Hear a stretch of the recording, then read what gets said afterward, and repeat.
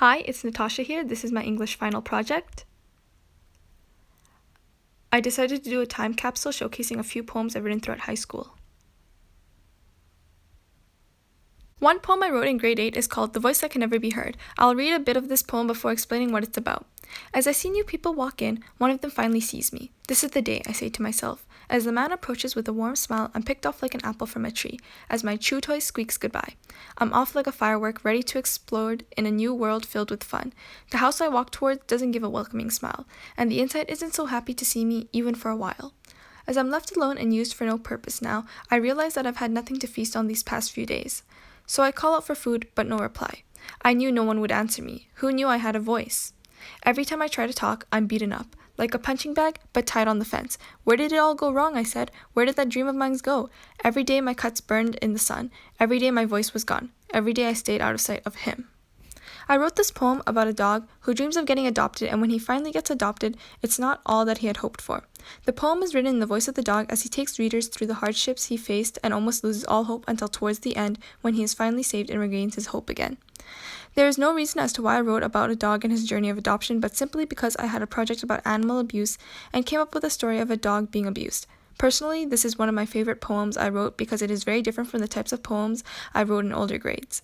I used a few poetic devices throughout the poem as this was one of my first poems that I tried to write. Overall, this poem gives me a sad feeling, and I would say I used good poetic devices to express that. A poem I wrote in grade 9 is called Where I'm From. I will read a bit of it before moving on. I am from the cold, lonely corner, dark, gloomy. It smells of sadness. I am from the rose bush, the thorns that pierce through skin, dark and prickly. This poem is about me. I used a lot of repetition saying I am from over and over again at the beginning of each line. I talk about the things that I felt represented me and my feelings at the time. One important thing I mention is my cultural background. This is sometimes a hard topic for me to talk about because I feel that people always assume they know me more than I know myself when it comes to things like my name and religion. Overall, I feel this poem was okay and does not execute my ideas well or explain them in a more informational way as I would have liked it to. In grade 10, I wrote many poems, a lot of which are related to the things that were going on during the times I had written them. Extra Butter is a very sentimental poem about the tragic mistake I made of betraying my one true love. Without furthermore, I'll recite a small part of the poem. I swear I'm yours truly, I did not trade you in. Kirkland is just a friend from Tinder, who isn't very tender. Orville, you're my home, my one and only corn. This poem has a deep meaning that only a few close friends know about because I've explained it to them. I use many devices in this poem to get my point across. Throughout my whole poem, I speak about my love of eating popcorn and how I see no imperfection.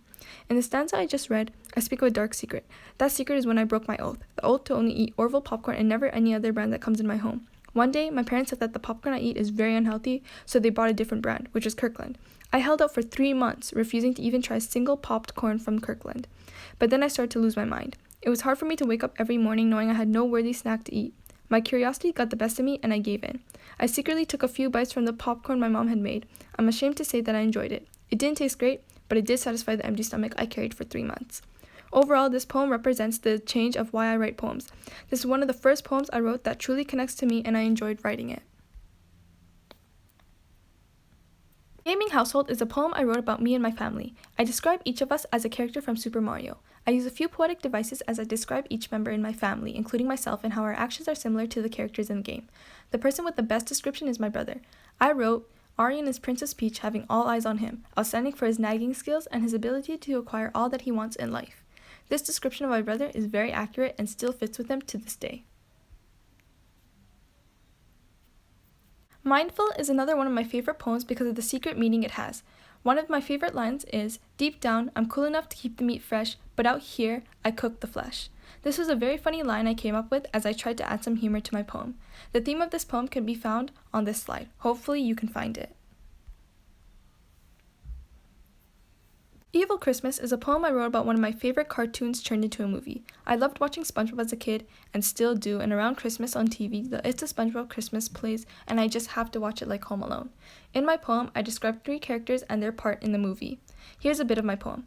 A pink star sets a trap for the one in red. His heart races when a cookie is in sight. Munch, munch, munch, and the treat is gone. Stuck in a box with no escape. I described one of my favorite scenes of my favorite character, Patrick. Throughout the poem, I use quite a bit of poetic devices. Just like in the title, this poem is based on the book Life of Pi. I narrate the beginning few chapters of the book in the voice of Piscine, who is the main character known as Pi, as my poem. I use a lot of poetic devices to explain the type of life Piscine is living and the feelings and thoughts he has. Here's the first bit of my poem.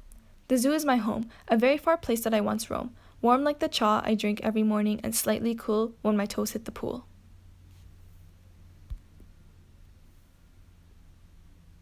This is the end of my presentation. As I learned new poetic devices each year, my style of poetry changed as I tried to use more terms that were different from the ones I always use, like similes and personification.